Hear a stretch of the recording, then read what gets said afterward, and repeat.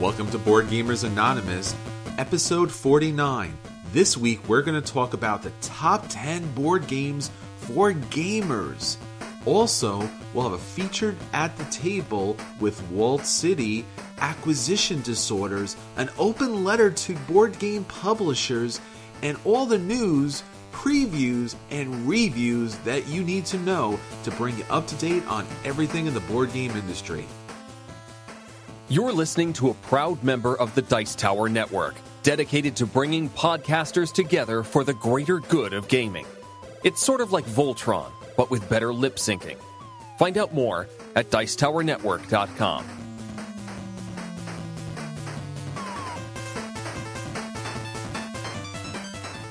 Welcome to Board Gamers Anonymous, a podcast about gamers and the insane fun we have at the table together. This is Chris. And this is Daniel. And that seems to be it for this week. Yeah, we're a few men down. There are a lot of games on the table that we could not play because we have too few players this week. But we're glad to bring you the episode, and we're glad that you're joining us this week. Anthony and Drew are out doing holiday things. Yeah. Well, I mean, at the very, in one sense, it's kind of sad we don't have them here, and we couldn't play any 4-player games or any of that. But on the other hand, we all know who the real draw is. I know. I don't want to say anything. Concentrated sexy. That's what this is. Hi. How you doing, ladies? It's good to have you here. Hey, gentlemen. You never know. Hey, guys. What's up? I mean, the fans have been asking for this, coupling for a long time. It's electrical. It's magic. I'm seeing the bromance going on here. It's happening. It'll be a story for the ages. I know. People are listening on their headphones and just like, this could be too much, but I'm going to listen on. And we appreciate that. So we're glad to have you here, and we have a whole roster of great games to talk about today. So this episode, we're going to talk about gamers' top 10 party games. So maybe there's been some opportunities in the past where people have invited you to come to a party, they want to play some games with you, you get to the party, or you bring some great games with you, and then you show up, and it's these really, absolutely, positively lame games. And it's just not engaging, it's not fun, it's not at our level, and it's just really kind of takes the fun out of gaming for us. So what we wanted to do this week is give you games that actually are fun for gamers and for family and friends who may not be hardcore gamers. Yeah, and I think this is a pretty challenging topic in a sense, right?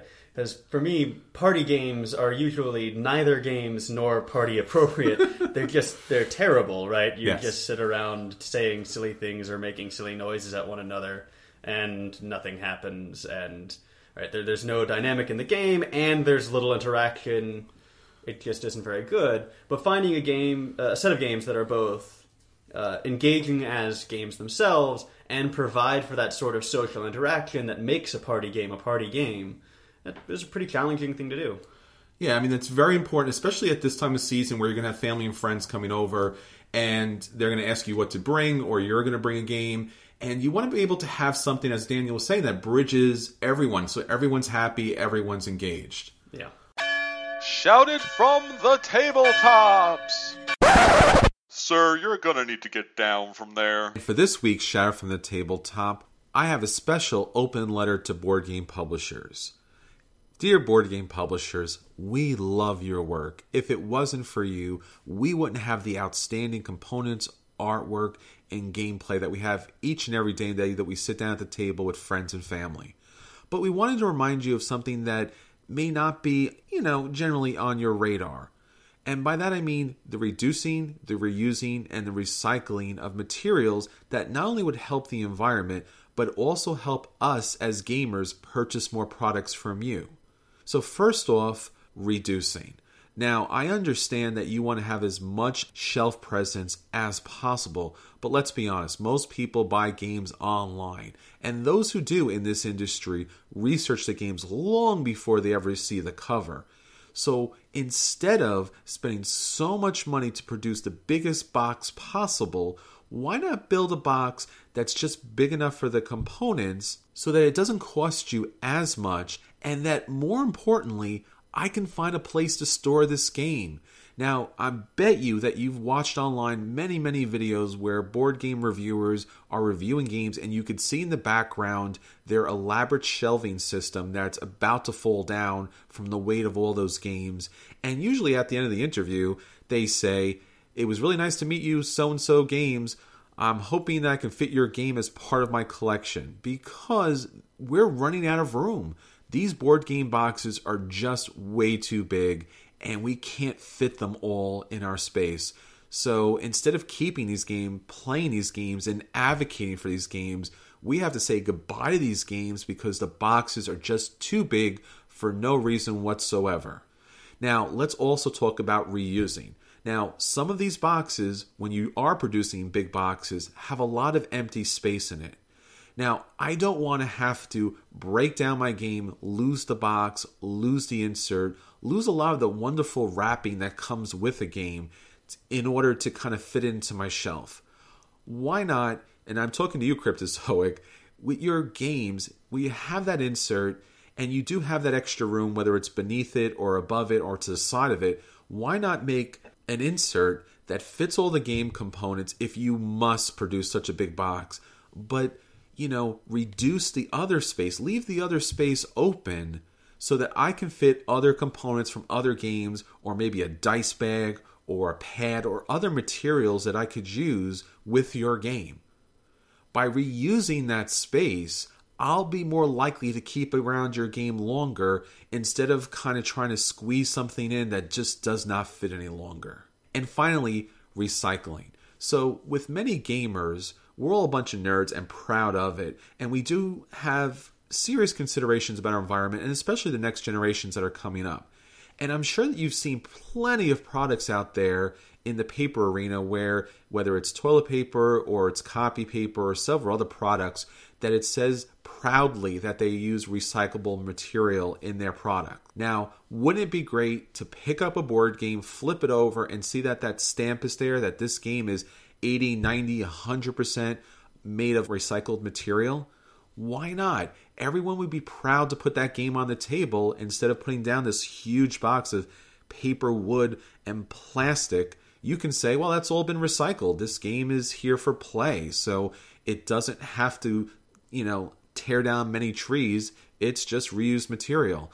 And people would be willing to pay more for a game that had those recycled materials. That's already been proven in the market. So, board game publishers, why not reduce, reuse, recycle? I mean, we already re-roll, so we're not throwing out dice when we get a bad roll. We're just re-rolling them again. So let's use that principle to benefit the market and benefit your bottom line. And now, our acquisition disorders. Acquisition disorders? That's crazy! All he needs is the base game, nothing else but the base game. The base game and the expansion. See? Nothing else. Just the base game and the expansion and the promos. The base game, the expansion, and the promos, and of course, the upgraded components. Why wouldn't you have the upgraded components? So the base game, the expansion, the promos, and the upgraded components. See? That's not too much, but maybe, I don't know, maybe you might need the explanation. All right, so now on to our acquisition disorders. Daniel? Well, so my first acquisition disorder this week is a pretty small one. It's Rory Stories Cubes. Now, this game is kind of like Once Upon a Time. It's a storytelling kind of game. But instead of based on cards, it's based on dice with these sort of representational images on them. And you're supposed to roll the dice and extrapolate from these images to create your own narrative based upon the components you were given. And I think there's something really fun and interesting about that. It's sort of a training for narrative creativity, and I plan to use them to augment my DMing. Because there are times as a DM where you have to ad-lib very quickly and think about what sort of things could be going on right now, and you need some sort of prompt. And I think that Rory Story Cubes could provide that sort of a prompt for you. Yeah, I had the opportunity to play with this quite a while ago, and it's just such an engaging concept just to roll out these dice, and you can really do a lot of things with them. Now, the game itself isn't really so much a game. If you look at the rule book, it's like, you could play it this way, you could play it that way, but really just do whatever you want with them. So it's a bit of an activity more than it is kind of a game, But there's a lot of fun stuff to do there. Yeah, the way I'm thinking about it is less as a game, as a standalone game, and more as a component for larger games, for role-playing games particularly, right? That ability to randomize elements and put a little bit of stuff outside of your control. As a DM, that's incredibly valuable, because if you control the entire world, and it's all generated by you, it starts to feel a little sameish after a while. Sure. Right? The weather is the same every day. Right? No one mentions, that it doesn't get cold, it doesn't get hot, it doesn't rain, it doesn't snow. Right? And that just makes the world missing substance. Right? That just means that the world is going to be missing some sorts of important dynamics that adding a little bit of chaos can bring to the table. Yeah, I mean, they're such iconic images, and there's so many different packs that you really can kind of throw them all together and really get some elaborate story or scenarios set up. Yeah. I also have a feeling that, I don't have children yet, but if you were to have children, it would be a really fun way to play with your kids, right? You roll the dice and make up a story together, and I think that would be, I think that's probably the intended use of them, actually. I don't know, I'm like... I would absolutely agree with that. So, my acquisition is based upon a game that I picked up and talked about as our feature review in episode 26, Rivet Wars. Now, I had played some miniature combat games before, and I liked certain elements of it. Some elements I didn't like, especially the element where it was really hard to get people into the game. Some of these miniature games are highly complex, and they really kind of fit a very niche market. So if you're not hardcore into that theme or into the history of those battles, it's usually something that people are not going to want to sit down and play for several hours. So I wanted to find a miniature game that I could play with a lot of people, would be quick, would be easy, would be fun, and somewhat family friendly. So when I saw Rivet Wars, and I was just blown away, because outstanding artwork, outstanding miniatures, and it had a World War I, which for me seemed to be like kind of a really interesting period of time as far as the machinery went, and it had these little chibis, kind of Despicable Me characters fighting out against each other. So this looked great. I picked it up. I was really happy with it. I saw it at PAX East, got a chance to play it, took it home, loved it ever since. But I was not one of the lucky people who found out about Rivet Wars on Kickstarter, so I wasn't able to get all of the stuff. Now, when I mean all of the stuff, I am not kidding you. There are so many expansions, promos, and special characters in this game that it probably would take a single podcast to talk about all of them. But they recently released some of their expansions you can pick up at the store on a pre-order basis right now. And the one that really has got my acquisition disorder up has to be Rivet Wars Battle of Britain expansion. Because when you looked at the original Rivet Wars, you saw these beautiful bi-wing planes and zeppelins flying over the field that you can use in combat. And this was an essential part of the game that was missing from the base game. So if you didn't pick it up through the Kickstarter and you've been playing the base game and it's kind of missing some things out, it's because it's missing all the airships. Now, you know this because if you look at the cards, a lot of the characters have a certain attack value versus, flying vehicles. So this is really missing. Don't get me wrong. The Spearhead expansion, the Terrain Pack, the War Room expansion, the Faction Dice, the Tiles set expansion, and the Heavy Metal expansion, all very cool. But if you're going to play Rivet Wars, you got to play with all those flying vehicles. Why wouldn't you? So for me, my acquisition disorder, trying to keep it in control, has to be Rivet Wars Battle of Britain expansion. And now, At the Table with BGA. Our At the Table this week is a single game, but quite a featured game. We're going to be talking about Walled City by Mercury Games. So this is an area control game in which you're playing this medieval town.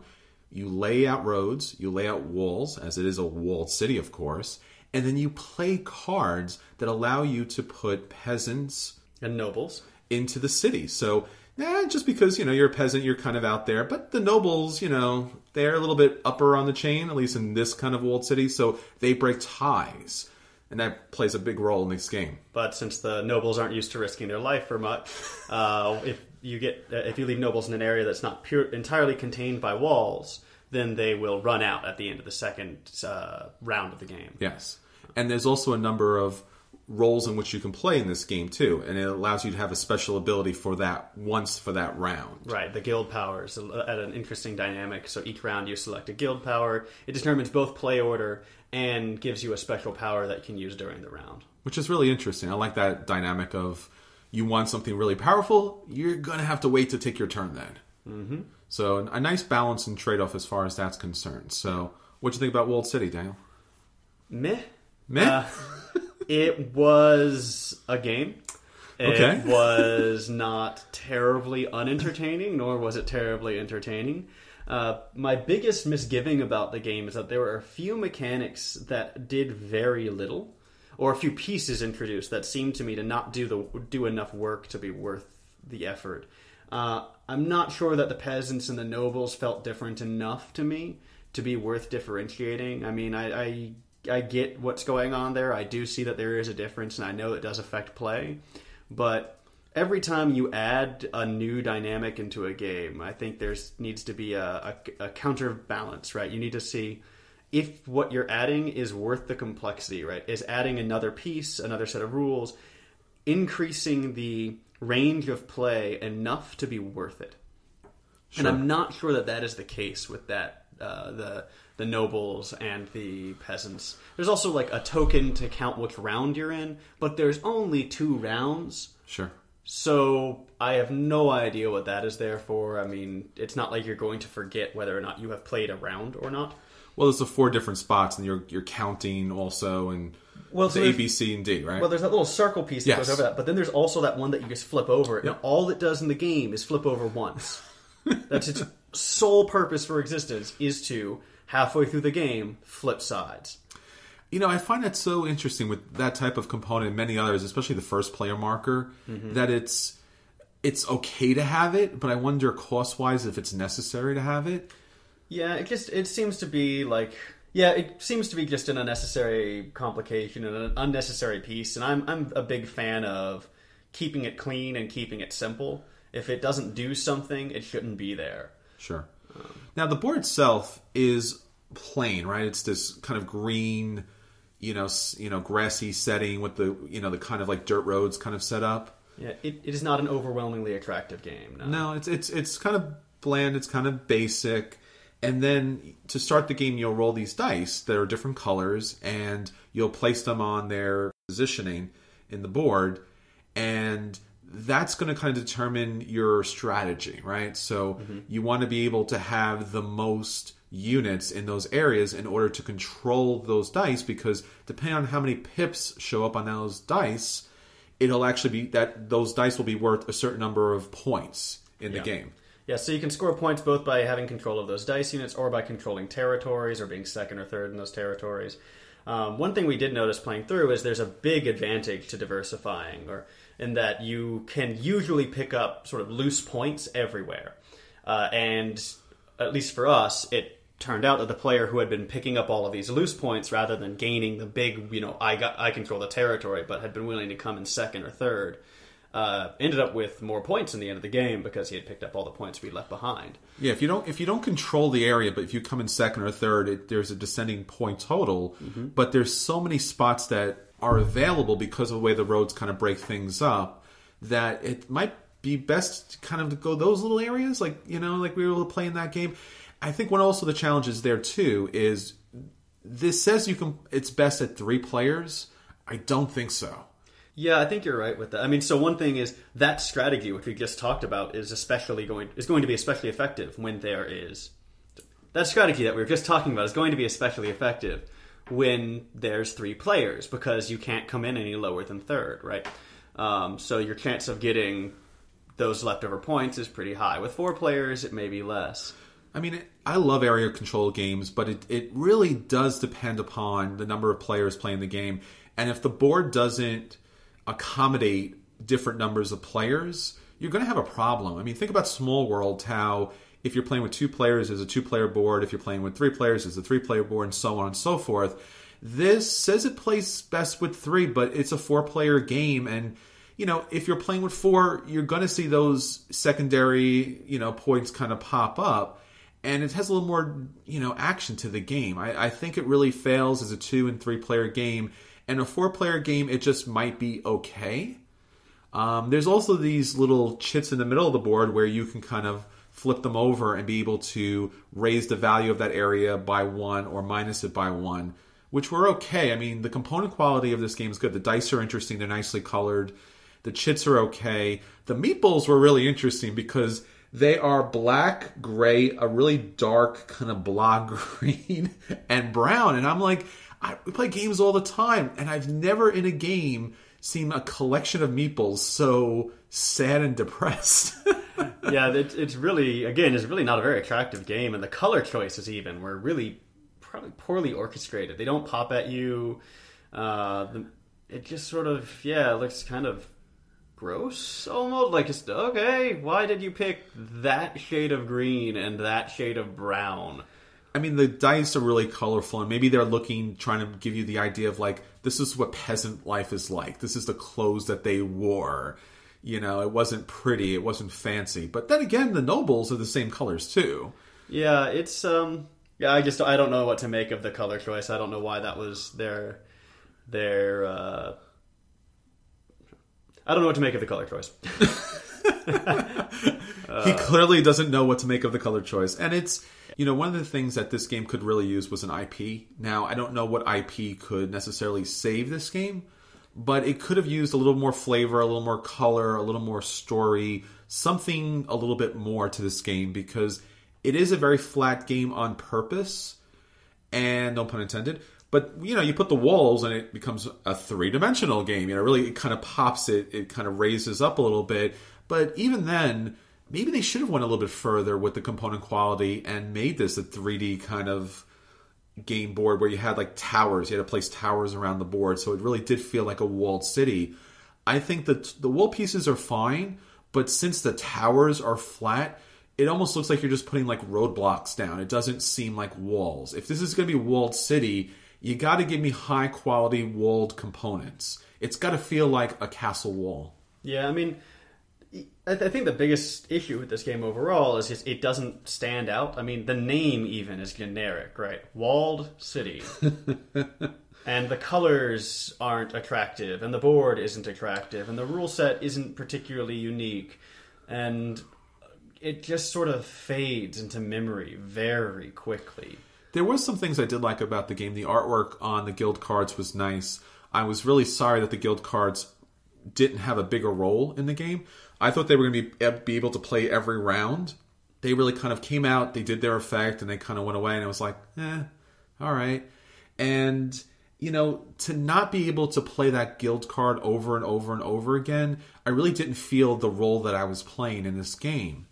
And it's also nice that the board has 2 sides, so you can play a slightly different game on the other side. But once again, it has the same problems, really flat, boring type of artwork there. Yeah, I mean, I think that you're right that being able to use the guild cards more would have really improved my enjoyment of the game. It would have made the game feel more dynamic and active, whereas as it was, it felt pretty passive and slow. And I think that's just sort of the general theme for the game, is they had lots of mechanics that were there, but barely.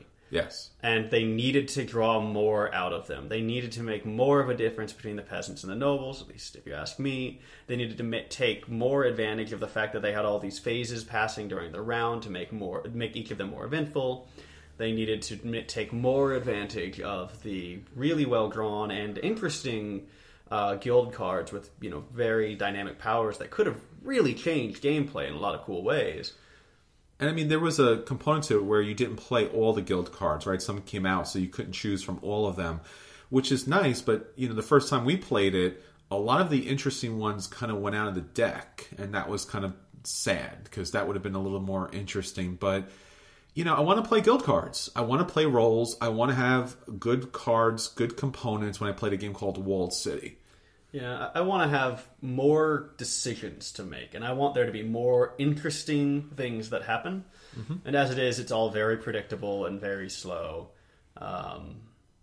So I ultimately did not enjoy it very much, unfortunately. So that would be a dodge for you? Yeah, it's on the border between play and dodge. I'd be willing to play it again if it were the only thing on the table, But that's not very high praise because, I mean, I'm on a board game podcast. If the only way I want to play a game is because it's the only game around, that's indicative of trouble. So I would put it into the dog category. It's really not worth playing if there are other good games available. Sure. Area control games are what brought me into the gaming hobby, and then, I kind of expanded from there. I really loved area control games. I do like the idea that you can play a card and it has one number on one side and one number on another side, and there's a deck of cards, and you have to kind of be strategic on where do you play the cards, because it'll put meeples on one side or the other, or move meeples to another area, or it will score you victory points. So I love the idea of these type of cards. That being said, there are better area control games out there, and that's kind of sad to say, because I was hoping that Walled City was going to be one of these kind of great games where the walls really played such a big part of the game, and it kind of fell flat. So it's going to be a dodge for me as well. Yeah, it's interesting. I'm looking at the Board Game Geek site right now as we're talking, and their ratings are very high, so it's 7.84 out of 10. That's a very strong rating. So I guess I want to add the caveat that I suppose our opinion is the minority opinion here, but I'm pretty confident in my assessment, and I'm confident in your assessment, and I think that the game is being overrated on Board Game Geek. And that there are better games to play. What area control game would you suggest people play instead, if you had to pick one? Well, Small World is always a good game, especially because it's really dynamic. It has the colors. You get to play the powers over and over again, and the board scales to the number of players. Yeah, and I now, as soon as you mentioned that one, my heart got happy, right? That is actually one of the first hobby board games I ever bought, even before I met you guys, before I was even in the hobby officially. Sure. I saw it on tabletop, I picked up a copy, played it with some friends, and it is a fantastic game. So I guess play that, not this. Play Small World, not Walled City. I think we agree on that. Small World is not a direct competitor to Walled City, but the area control mechanic does stand, as does scaling the board for different numbers of players. Walled City is a good concept with good mechanics. It just seemed to either run out of money or run out of time. I would love to be able to see Walled City get an expansion to correct some of these issues and bring in some high quality components. I think an expansion that did this and maybe threw in an IP on top of it could really bring Walled City to a whole new level. I hope to see that soon.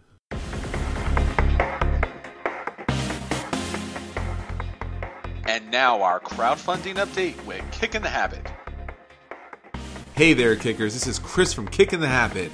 And on episode 26 of Kick in the Habit, we're going to take a look at 4 campaigns that recently wrapped up, including Steampunk Rally, Oddball, Aeronauts 2, Double the Trouble, Lap Dance, and I Hate Zombies, Board Game Geek's microgame number 1. And 4 brand new campaigns that I'm guaranteeing you are going to blow your mind include Viceroy, Fantasy Pyramid card board game, Emergence, Genesis, a superhero deck building game, The Guardians, Explore, and Epic, metal coins for tabletop gaming. So check us out this week, Wednesday, December 12th, 2017, and I'll let you know if you should kick it off, kick it to the curb, or just kick back and wait.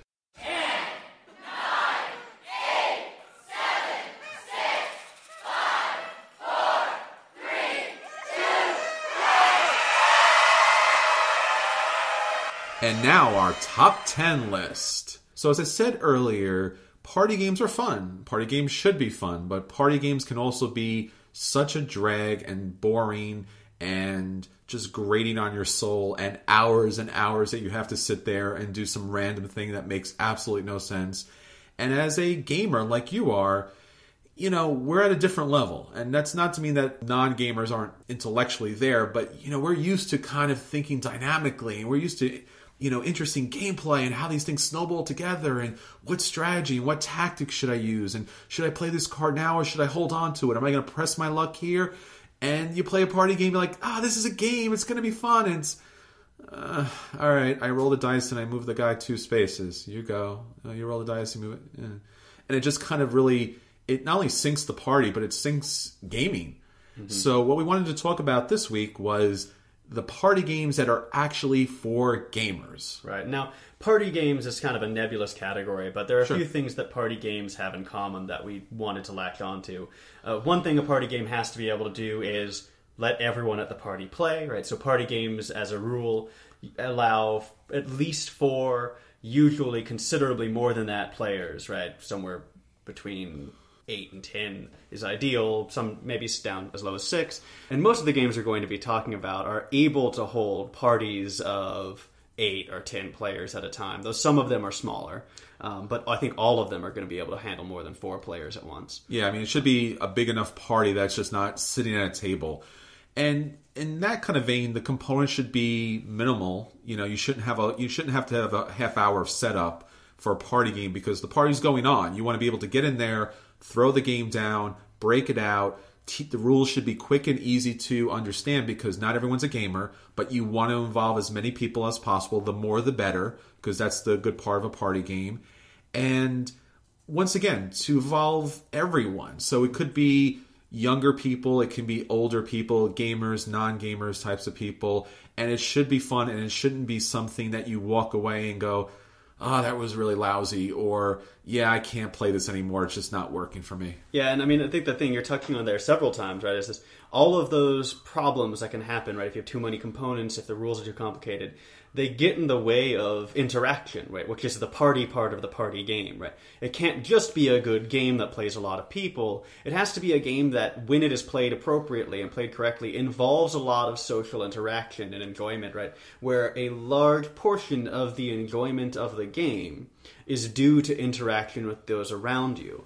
And so I think that's going to be one of the defining elements of a party game as well. That's true.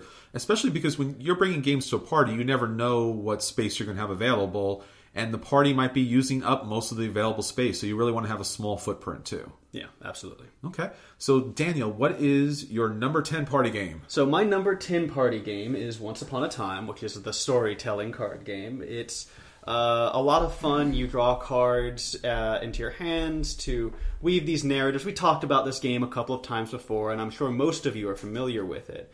But right, the core concept is just you build a story, you try to get it to end in a certain way, and if you do, you win. Winning isn't really all that important, which is kind of a theme for party games in general. Everyone should have fun even when losing.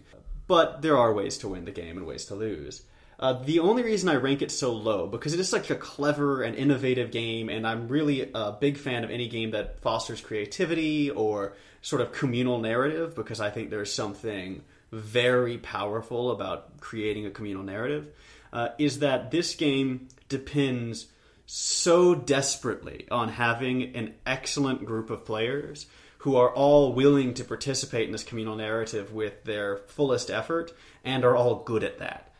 Because if they're not individually good at storytelling, and if they're not individually interested in joining in the storytelling, the game falls apart. And it just takes one weak link, and the narrative chain is broken. Yes.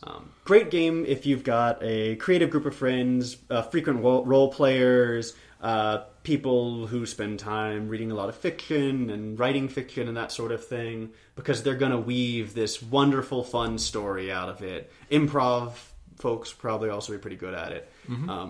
Not a very good game if you have people who really aren't willing to put themselves out there and be creative.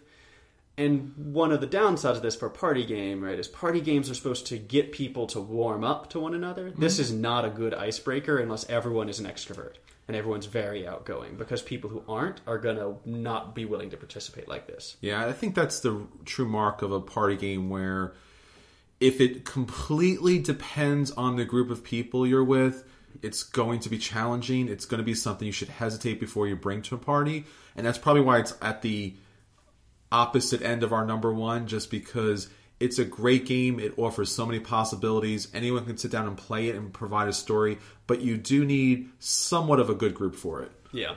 Very group dependent, but a great game. That's Once Upon a Time at number 10. All right.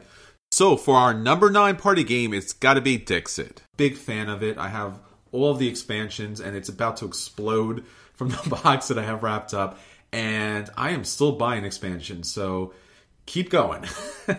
Now, Dixit is a game that I do bring to parties, but once again, as we said, before, it is one of these games where you do want to have a good crowd of people. It's not as painful, as some other games where, at Once Upon a Time that you need a highly, artistic, creative type of group, because you're going to get the cards, and the cards are beautiful and interesting, and there's something to look at, and there's something to play with.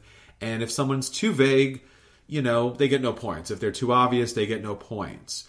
And if they're just right in the middle and they're catching 2 or 3 people, that's the prime situation. That's really where the kind of the strategy and tactics. Do I know you well enough to throw a clue out there that only you are going to get and nobody else? So this game does have some strategy. It is not as group dependent, but it does have some group dependency issues with it. Yeah. I mean, Dixit is Once Upon a Time without words, but with pictures, right? Yes. So there's a lot of similarities in the way it affects the group. I think you're right, though, that it is less group dependent because you don't have to build the chain, right? You don't have to keep track of the events that happened. Sure. Because, like Once Upon a Time, if someone did something you thought was nonsensical, you're not going to be able to remember that sometimes, right? You're not going to be able to remember the way the story is. But here, it's all about this. It's all right in front of you. You get to interact with one another. It is, I think, a great way of showing how people think, so that can be a very effective, icebreaker. Though there are always those horrible moments where you see a person holding a candle and you write out, right? And no one at the table gets your reference, and you're just going, okay, so no one here has read any Shakespeare. Got it. And that can cause you to sort of retract, I think, sometimes. Sure. Well, life is a poor player, right? That struts and frets his hour upon the stage, right? So, it is a bit of a challenge, but it's something, at least as a gamer, when you sit down to play it, you're kind of entertained and engaged by the game itself. So that's why it's our number 9. Yeah, and it's just a gorgeous game. Yeah. All right. Well, so I guess our number 8 and my number 4, these numbers aren't all that important, but sometimes. Sometimes. Well, as we said, player dependency. Yeah, player dependency. That is a big, significant caveat on those. Is going to be Dread Curse. Dread Curse is a game where you play as pirates trying to gather wealth. We've talked about this not too long ago, at least briefly on the podcast. And I played it at the Extra Life event we had at the late Great Gamers Gambit with a friend of the show, Seth. Who's a great guy. Hi, Seth, if you're listening. It's a fun game. You take on roles, you have powers, you're trying to get as much gold as possible while avoiding the black spot. Pretty straightforward. And I think it's a pretty fun game. Yeah, I had the opportunity to play this as well some other time previously, and I really enjoy this game. Smirk and Dagger games, as a company, absolutely adore. As, the Cutthroat Cavern type of game, not really a fan. But this game, I really like this game. I can do something here as far as how do I pick the roll cards. I can do something here as how I kind of maneuver my money to other people throughout the game. And then I have those action cards which I can play. So there's a lot of different types of play in this game, and they're all a lot of fun. And yet at the same time, it's very accessible for a lot of people. Yeah, it's a very simple, straightforward game. Lots of fun. The components are pretty good quality, and all the powers and abilities are pretty interesting. The real caveat here that puts it down on this end of the list is it is a Smirk and Dagger game. You should know what that means already. But if you didn't, it is a screw you game of the highest order, right? It's not as bad as some can be, sure, but winning this game means screwing over other players. And that can cause bad blood. So if these people aren't gamers and haven't been tested, right, and haven't gotten used to the idea of being beaten, then it might not work out that well. Mm-hmm. But one of the good things about this game, as we said, as we're whittling down our list to number 1, is that this game really isn't, group dependent so much. Yeah. Yes, as you said, you made a good point there as far as if they're going to get upset with you kind of backstabbing, probably not for this group, because this game does have a lot of backstab in it. Yeah, it's, while both Dixit and Once Upon a Time are dependent upon, massively creative people, all Dread Curse really requires is that no one take it too seriously. Yes. And if you can guarantee that at your party, it's a great game to bring to the table. Great.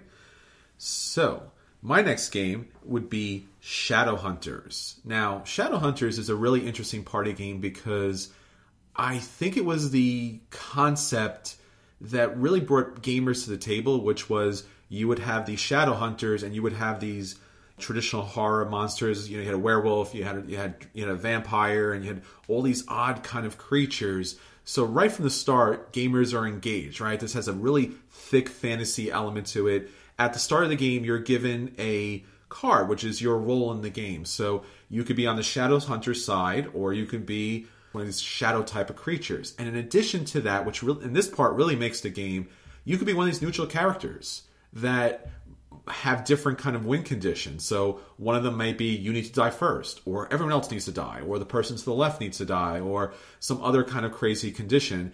And then, on top of that, all of the characters have a special ability. So when you get your card, you play it face down, but at some point, if it does benefit you, and if the card does allow you, you flip your card over, which exposes who you are, but lets you enact a special ability in the game. It's a very short game. It's a very simple game. The board itself is really tiny, and there's different spots that you go to on the board. There's green spots, there's white and black, and there's multiple cards that you pick up. The green ones allow you to get information on other people. So you pull up a green card, and it'll say, if you are a Shadow Hunter, take 1 damage. And if I think Daniel's a Shadow Hunter and I want to find that out, I'll hand the card to Daniel. He'll react to it without anyone else knowing, because only him and I know the card, and that gives me some information. Huh. I've never played Shadowhunters, but this sounds like a fun game. From the way you're describing the powers and the way the cards work, it sounds kind of like Dread Curse in that it does have a strong screw you opponent. But the thing is, you don't necessarily know who to backstab in this game. Okay. So in order to win the game, your side needs to win unless you're a neutral character. So if you're a Shadow Hunter, if everyone gets knocked out and there's a Shadow Hunter remaining, your team wins. Okay. So, as I said, you're going to be slapping people around for a bit until people start either dying or becoming revealed. And then you're like, oh, I shouldn't have been doing that to you. I feel really bad about that. And the neutral characters are kind of thrown in there to make things a lot of fun. And it's a really great game, and it plays with gamers and non-gamers alike. Oh, sounds great. That's Shadow Hunters, man. Awesome. So my third game, and our 6th game, is Turkey My Mayonnaise. Now, I remember ranting about this game on the podcast once not too long ago after we came back from a meetup in New Jersey where we played with folks down there. Yep, New Jersey board gamers. What's up, guys? Turkey My Mayonnaise to be proper, refer to it by its full names. Me and this game are on we're close, so we have nicknames. Is just a very fun game. It's very simple. It could even be learned by children, I think, with almost no difficulty, right? You're just building sandwiches by recipes to accrue points. Once you hit the critical amount of points, you win. It can handle anywhere from 2 to 10 players, which is just a massive range and really good for a party game. And when we played, there were 10 players at the table. Yes. And it went really well. So that was a big vote of confidence for this game. Now, there are some downsides. There's a possibility of spending time doing nothing. Yes. And there are some screw you cards, but they're pretty cutesy, and I never felt like I was getting slapped in the face, even if the card said slap them in the face, right? Like, they threw glass in my sandwich. I was like, oh, that's crazy, ha ha ha, right? Quick playing game, really simple. It's cutesy. The cards are good quality and very durable, which is something that's nice, right? You could spill on them and they would survive, which is important for party games. And that's a pretty cheap game too, right? Yeah, it was $10, I think. Okay. So if you play it once, you've gotten your money's worth. Yeah, sure. Especially with the number of people too. So the one challenge with this game is you need to get a recipe, you need to build a sandwich. And then as you're building the sandwich, people are taking away the stuff from your sandwich. And then you try to build another sandwich and taking stuff away from your sandwich. So you really want to build your sandwich kind of quickly, and everyone's trying to get the right cards in order to kind of put things together. But as you said, and this is one of those games that it plays so light and easy and fun, and the stab you in the back cards are kind of fun and humorous and not personally directed to you, just messing up your sandwich a little bit. And even if they do mess up your sandwich, you can still score your sandwich. It's just not going to be as many points. Yeah. Yeah, I think it's just a very good game there. It does have some instances where players will end up sitting bored. Yeah. Right. If you don't get the right combination of recipe and ingredients, you kind of just sit there going, well, nothing's happening over here. In the times I've played, that's been relatively rare, but it does happen. So that's why it's not higher on the list. Yep. All right, so our number 5 game is Snake Oil. Now, Snake Oil is quite an interesting game, and if you know anything about Snake Oil, that's when these charlatans used to go around and try to sell their magic elixirs and tonics to be able to heal and give you superpowers and everything you could possibly want. So in this game, one player is going to get a red card, which is the person that's going to be purchasing the product. Then everyone else gets these purple cards, and they'll be able to put together some sort of product that matches the need of that customer.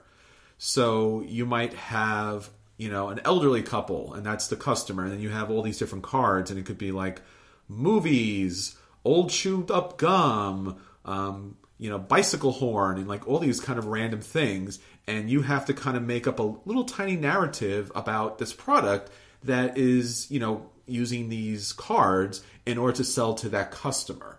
So in this type of game, it's fun because, you can make it as simple as, this is movie bubblegum that you can go down to the movies and buy this bubblegum, and like that might sell to the person that is buying, or you can kind of get really elaborate, or you can get funny, or you can get a little bit crude. You can really do whatever you want with these cards because the interaction, the fun of this game is putting together this product in your mind, taking these random components and inventing something that is unique. Whether or not it sells, you can't really worry about that, but it's fun to kind of put together that product. Yeah, this sounds really interesting in that it kind of sounds like Turkey My Mayo plus the games we talked about earlier, like Once Upon a Time, like Dixit, in that it takes the Turkey My Mayo kind of recipe thing, but adds a lot of creativity that Turkey My Mayo doesn't have, right? Yeah. And while it adds creativity, it's within a confined enough space that it sounds like most people would really be able to come up with some pretty fun ideas here. Yeah, this game has a number of different basic versions. They're all equally good. It recently had a Kickstarter. You can pick it up for about $15. So it's really worth it for that. It was kind of surprising because anytime people say, come down and sit to play this party game, I'm like, but I really did enjoy this game. And even when I wasn't scoring points because my creation wasn't being picked, I still really enjoyed it. So it was a lot of fun. And that's Snake Oil. All right, so our number 4 and my number 2 is a game that takes place in a bright light city that's going to set my soul on fire, and that is Las Vegas. Now, Las Vegas is the ultimate dice gambling board game out there, right? short of craps, like short of actually gambling with dice. This is as good as you're going to get for that. Las Vegas is a dice allocation game. You roll your dice and you allocate dice to one of 6 boards based upon what face is showing, right? So the boards are numbered 1 through 6. If you have more dice on that board than anyone else, then you get the top reward. If you have second, you get the second reward, and so on. It's a great game. It's incredibly light. It's incredibly small. We actually listed this in our lunch pail games at one point in time too, because it's so portable and easy to move and easy to play and quick to play. It's just a fun time. Sure. It takes up barely any footprint whatsoever, and the little Las Vegas kind of casinos are kind of mobile because it's just little cards, so you can kind of put them anywhere, squeeze them together. The cash is regular paper money, but here it's not offensive because you're kind of sticking it next to it, so you're not really handling the cash. And the dice are colorful, it's simple, it's fast. I've had multiple game meetups where new people have come in, and this has been the game I've gone to. It's the go-to game, literally. It's the go-to. I run over and pick up this game and bring it over because, honestly, you're just rolling dice. And here, roll the dice. Okay, you got 2 1s and you have, 3 4s. What do you want to do? Do you want to put all the 4s there? Or do you want to do the 1s? So it's pretty simple, and it's fun. Yeah, and it's not just a simple game too, right? Like all these games that they're appropriate for gamers. I think a good piece of evidence for that is when we were doing the Extra Life event, Vegas came out several times, and these were not new gamers, right? These are people who saw, hey, 12 hours straight of playing board games, that sounds like something I would do. Sure. And came down, and they had a great time. So on the off chance that you haven't played Las Vegas, it is something you should definitely look into. And I think for gamers, we're always looking for interesting decisions to be made. So when you have your pool of dice that's been rolled, you have to make a decision. Do you want to challenge somebody else? Do you want to put all of those, 4 of those 4 pip dice on one spot and really kind of crowd it in and try to hold it? Or do you want to play one die just to take something and then hopefully come back and maybe there's something out there later for you. So it does have a couple of interesting decisions. So our number 3 and my number 2 game, Concept. Now we talked about this, and Daniel and I got a chance to play this with my family. Concept, as I said, my concept about Concept is it's charades for introverts. And by that I mean you'll get this big whiteboard that has all these different colorful pictures on it, and you'll get these really interesting kind of translucent pieces that you'll be placing on the board to try to express a concept on the card. So it could be something as simple as Titanic, or it could be something as complicated as some kind of phrase that you have to kind of play out on the board. So instead of having to jump up and down and wave your arms and bounce around and pick things up and make certain sound cues, you just actually place the pieces in a certain order, because you'll have these major little components to place down to the smaller ones. And that tells a story. And if they're not getting it, you just move the pieces around to kind of retell the story. So you don't have to worry about being a grand extrovert or some, method actor that can kind of, explore the different dimensions of humanity and be able to express that to people. It's like, nope. I put one marker on a boat, I put another marker on down, and I put another marker on an ice cube. You got it, right?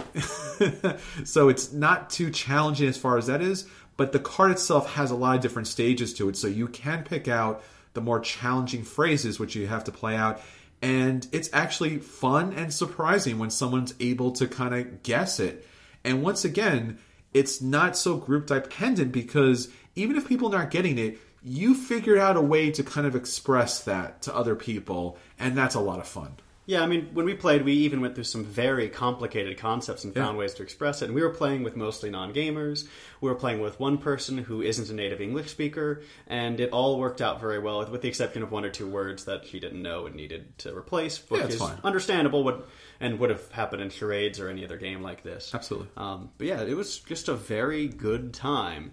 There is one worry I have, which is if you tried to play with too large a group, you might not be able to see the board, but not everyone needs to be able to see the board at once, right? Yes.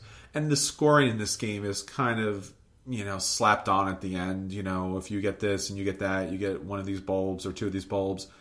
I would say get rid of the scoring, and just whoever guesses the concept would score the point, because it bogs down if you're trying to make this a game type of situation. Yeah, and as a rule for party games, right, you don't want to focus too much on scorekeeping, because that means someone's got the pencil and pad of paper over in the corner of the room doing algebra, the game, which is just not that fun.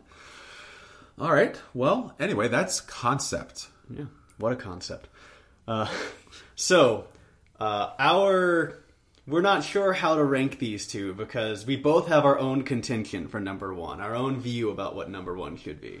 So what we're going to do is present our arguments and our cases and let you guys decide. And then you can go on the forums and tell Daniel how he's wrong and how I'm right. Yeah, which is not at all.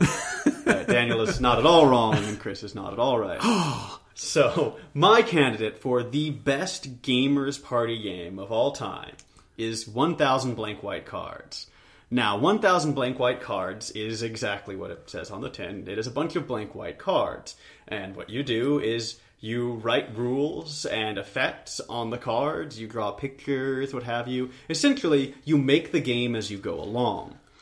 Now, 1,000 blank white cards cost as much as a pack of index cards cost, or whatever you choose to write on it. So it's effectively free. It's very, very cheap, and if it gets destroyed, no one minds. It's creative, it's flexible, and the nice thing about it is, in the same way that once upon a time in these games with these sort of group narratives form a sort of cohesive unity within the party, 1,000 blank white cards, you all contribute to making the game what it is, right? Everyone feeds into it, and so what you have by the end is the game we made, right? Our game. And that is just a wonderful element for bringing a bunch of people together, which is what I think is one of the most important parts of a party game. And now, as you play this game more, right, so if you have weekly meetings or monthly meetings or have another party, right, or have a party with different people even, you can break out the same deck, and following a certain set of rules, and following the same rules, you can have players continue to introduce new cards, and new dynamics to the game. The result is a game that never dies, never stays the same, never stagnates, right? And is just always changing in new and interesting ways, and reflects all those good times you had at the party, right? And the end of the year, end of the decade, what have you, if you have your 1,000 blank white cards, you have a record of all the good times you and your friends had.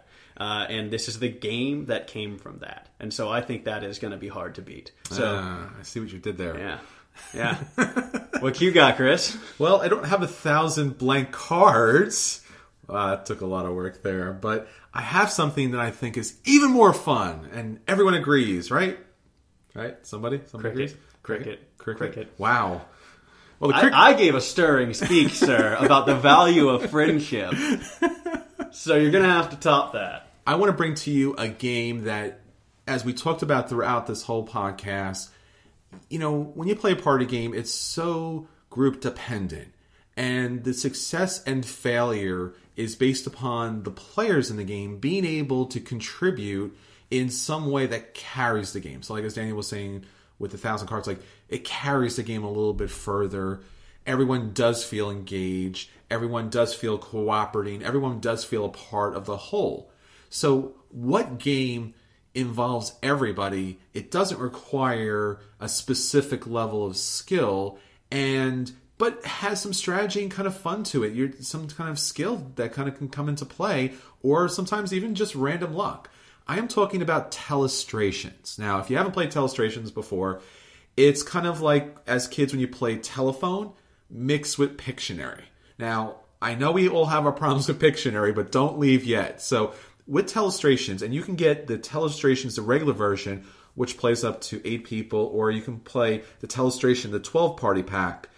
Now, you'll get this little kind of plastic deck, which has like this little flip over. So the object of the game is to score points. And actually, this is a party game that scoring points is actually fun and not stressful at all. Because you're given a card and you have a word, let's say, parade. And your job is you'll flip open this plastic kind of book and then you'll write the word parade.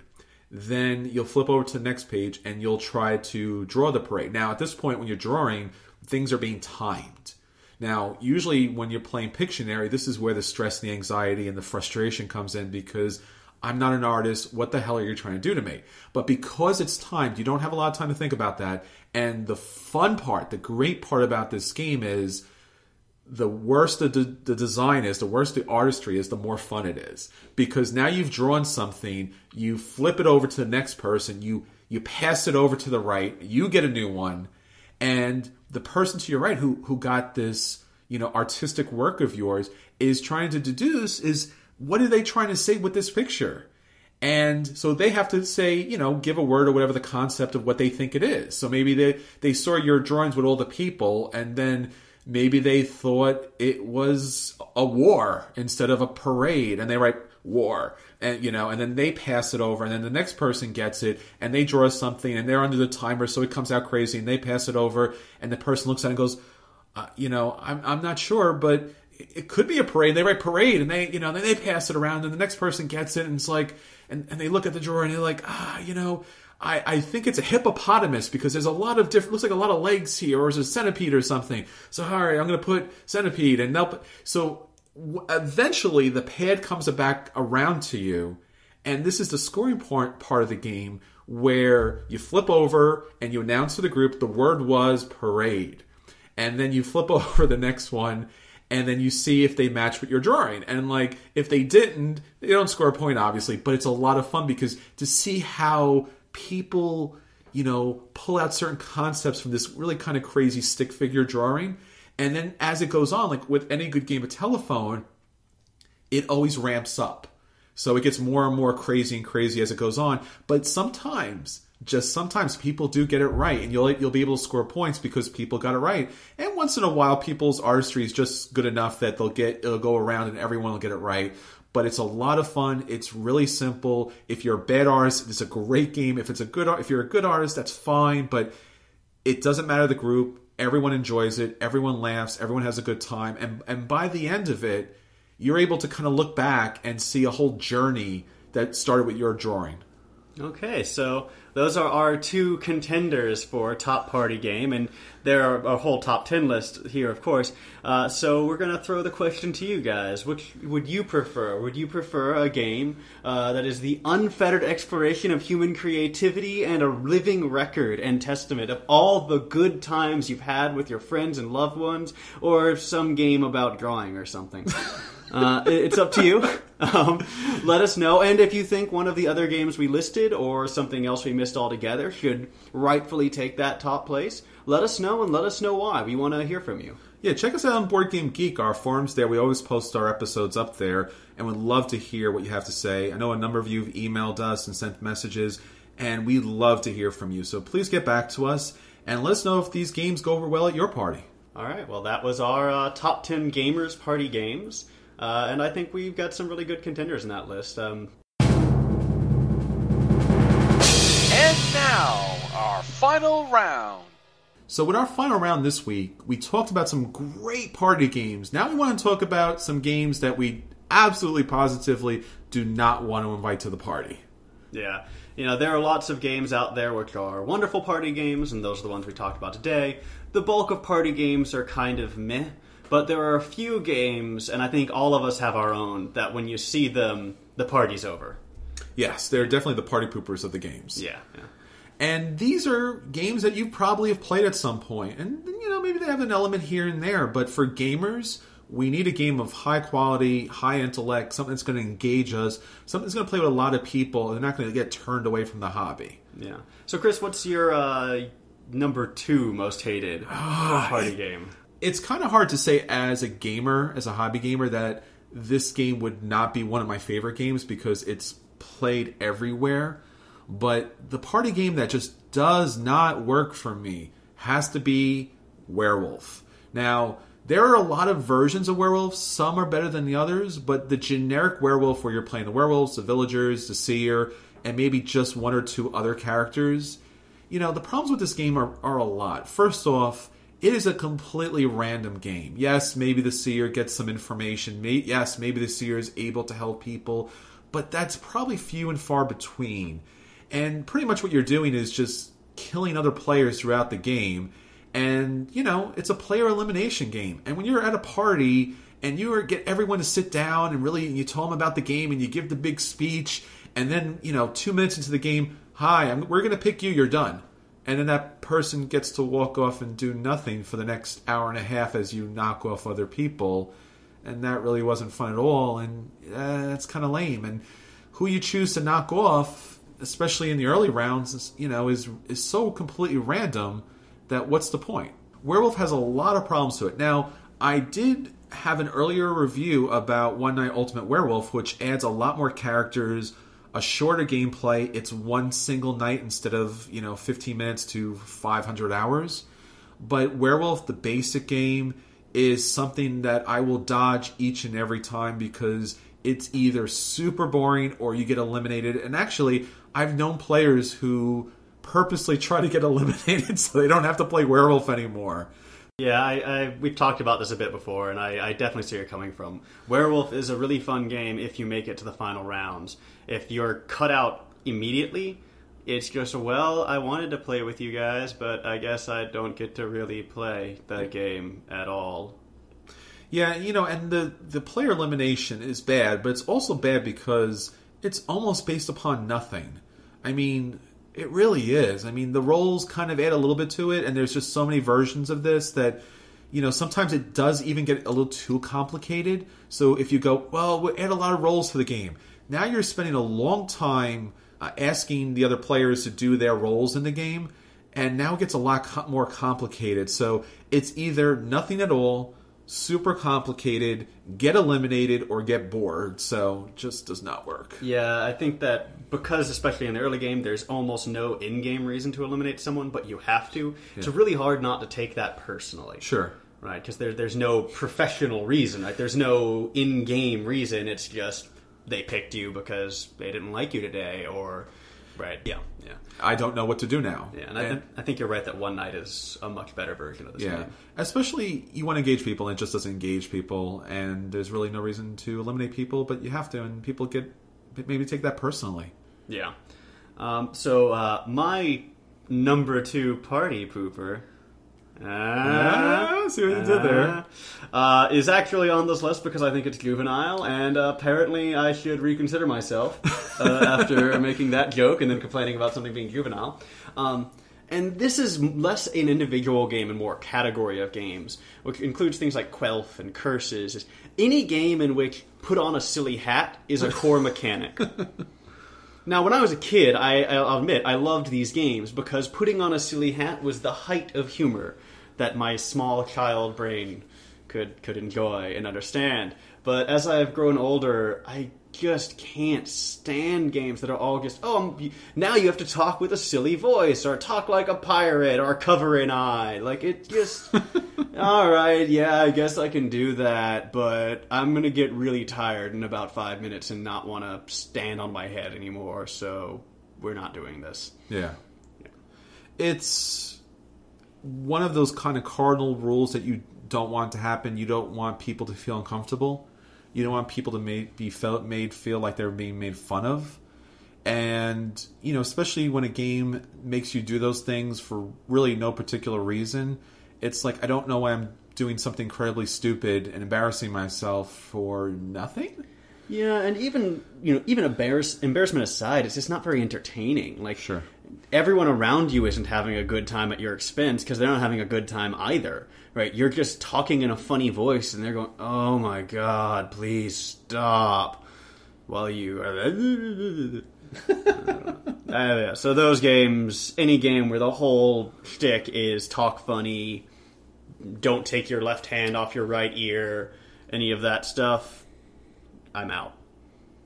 Yeah, unfortunately there's a lot of games like that because they don't take much creative thought about actually putting a game in there. Yeah. And especially for us as gamers, we want to play a game. Yeah. So, alright, so that's everything for this week. Check us out on Facebook. Check us out on Twitter. Check us out on Board Game Geek. Check us out wherever you find us. Just say, hey, I know you guys from the podcast. Just come hang out with us. Play games with us. We always like to hear from you. So, rate us on iTunes. Put down some comments so that we can get some great party games for a lot of people. The more that people know about the podcast, the more great games that are out there, so you don't run into those really bad, kind of sad games. So for this week, this is Chris. And this is Daniel. And until next time, we'll save you a seat at the table that's playing Telestrations. There will be nothing but free seats at the table that's playing Telestrations, because everyone will be at my table where we're playing 1,000 blank white cards. They won't be, because they won't know it's a game. It's just 1,000 blank cards. Hey, at least I've got 1,000 blank cards. You just have like 5 blank cards. All right, so 1,000... I've got more blank cards than you, and all we have are blank cards. All right. So I think I win. Okay, so 1,000 times 0, that's a big number, I'm sure. That's your 0 you're talking about. I'm just saying. So you decide, you let us know, and you get to decide which party you want to hang out with, because my table is having fun, and you've heard about it here. Yeah. You know where the party's at. They don't, because they couldn't read, because there wasn't anything on the cards. Alright, before this shtick becomes infinite and unending, goodbye.